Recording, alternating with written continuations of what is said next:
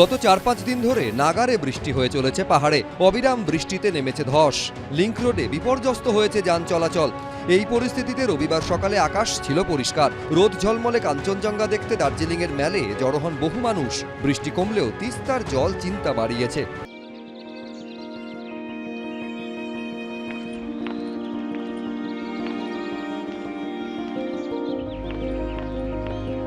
দার্জিলিং কালিম্পং রোডে এখনও যান চলাচল শুরু হয়নি। ধস নামায় ১০ নম্বর জাতীয় সড়ক এখনও বন্ধ। এরই মধ্যে আবহাওয়ার পূর্বাভাস, আগামী ২৪ ঘন্টায় দার্জিলিং, জলপাইগুড়ি, আলিপুরদুয়ার, কোচবিহারে ভারী বৃষ্টির সম্ভাবনা রয়েছে। এই প্রেক্ষিতে বন্যা পরিস্থিতি খতিয়ে দেখতে এবং প্রশাসনিক বৈঠক করতে রবিবার উত্তরবঙ্গে যান মুখ্যমন্ত্রী। রওনা হওয়ার আগে কেন্দ্রের বিরুদ্ধে বন্যা নিয়ন্ত্রণে অসহযোগিতার অভিযোগ করেন মমতা বন্দ্যোপাধ্যায়। ফরাক্কায় তো ড্রেজিং করে না, আজকে ২০ বছর হয়ে গেছে।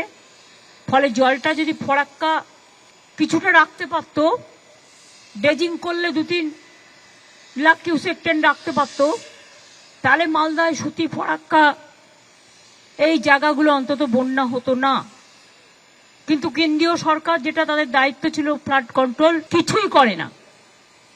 পুরো উত্তরবঙ্গ ভাসছে। নির্বাচনের সময় সব আসে, বড় বড় কথা বলে আর চলে যায়। উত্তরবঙ্গের জেলাগুলির পরিস্থিতি নিয়ে বিকেলে প্রশাসনিক বৈঠকে বসেন উত্তরকন্যায়। দুর্গত মানুষকে নিরাপদ জায়গায় সরানো এবং পর্যাপ্ত ত্রাণের ব্যবস্থা করার নির্দেশ দেন মুখ্যমন্ত্রী।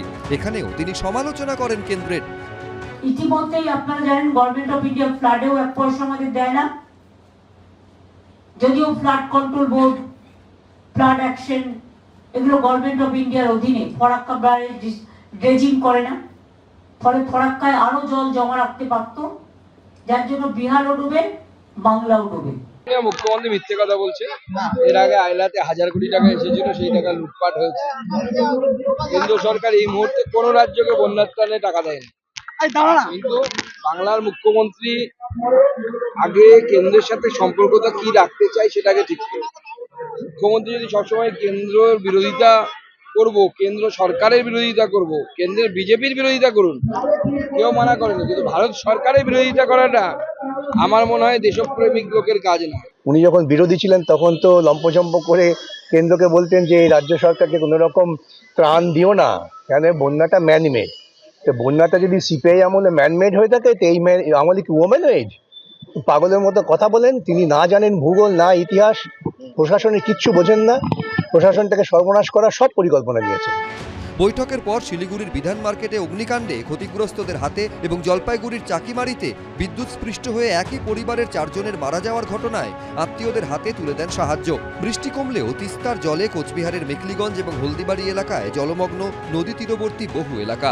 ত্রাণ শিবিরে আশ্রয় নিয়েছেন দুর্গত মানুষ। বন্যা পরিস্থিতি আরও অবনতির আশঙ্কা দেখা দিয়েছে মালদার মানিকচকে। শনিবার রাত থেকেই মাইকে প্রচার করছে প্রশাসন। রতুয়ার মহানন্দাটোলা এবং বিলাইমারি এলাকাতেও বন্যা পরিস্থিতির অবনতি হওয়ার আশঙ্কা দেখা দিয়েছে। হুগলির খানাকুলে বন্যা কেড়ে নিয়েছে মাথার উপরে ছাদ। জলের তোড়ে ভেঙে গিয়েছে দোতলা পাকা বাড়ি। ভিটেমাটি হারিয়ে রাস্তায় ঠাঁই হয়েছে খানাকুলের বন্দর এলাকার বাসিন্দা পোড়ে দম্পতির। গাড়ির মিছিল নিয়ে এসে সামান্য ত্রাণ বিলির অভিযোগ। সুকান্ত মজুমদারের বিরুদ্ধে ক্ষোভ উগরে দিলেন বন্যা দুর্গতরা।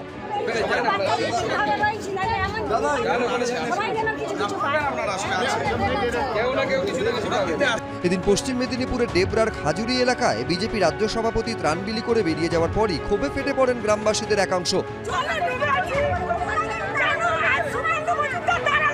বেছে বেছে বিজেপি লোকের বাড়িতে ত্রাণ দিতে হবে, এটা কোনো বোকাও করে নাকি? মানুষ তো স্বাভাবিকভাবে বিক্ষোভ করবে, ওর জন্য বিক্ষোভ দেখিয়েছে। তাহলে ওদের পাওনা হচ্ছে বিক্ষোভ। বিক্ষোভের কোনো বিষয় হয়নি। কিছু লোক ত্রাণ পেয়েছিল, কিছু লোক ত্রাণ পায়নি, তাদের নামের লিস্ট হয়েছে। ওরা ভেবেছে এরা তৃণমূলের কেউ মন্ত্রী এসছে, সেই জন্য ওরা ভেবেছিল। তারপর যখন জেনেছে না বিজেপি এসছে, তখন তারা বুঝতে পেরেছে বিজেপির লোককে নাকি বেছে বেছে ত্রাণ দেওয়া হয়েছে। বিজেপি তো বিজেপির লোককেই দেবে, আমরা তো সরকার নই। বিজেপি তো বিজেপির লোককেই দেবে। ডেবরার পর রাতুলিয়া ও মেচগ্রামে বন্যা দুর্গতদের মধ্যে শুকনো খাবার ও ত্রিপল বিলি করেন বিজেপি রাজ্য সভাপতি এবিপি আনন্দ।